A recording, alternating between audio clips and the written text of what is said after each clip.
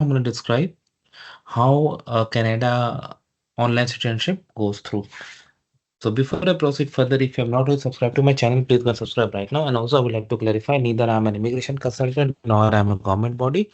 So if you take anything out of this video, you do it at your own risk.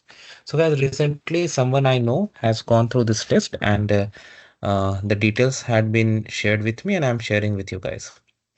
So what happens, like as part of your application processing, you get an email from IRCC about your citizenship test. The time limit, like probably a month they give, where you have to complete your exam. You can do it anytime during those limits, and you are allowed to have three attempts. Okay, because first three will be considered, and you have to make at least 15 out of 20 in one. Okay, so that you pass the exam.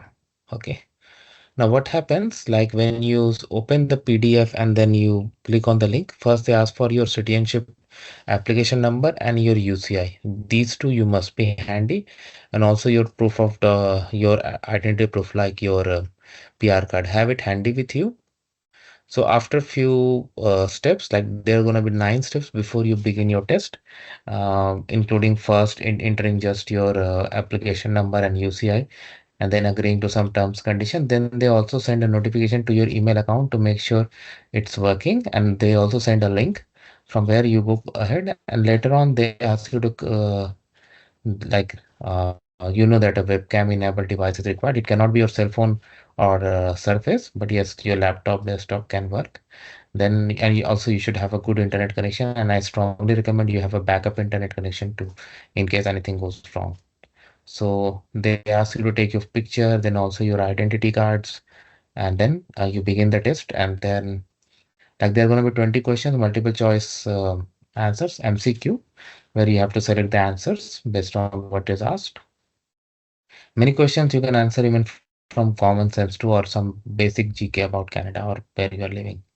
Now, few things you need to remember, like there's a time limit, and you can mark a question as to review at the end.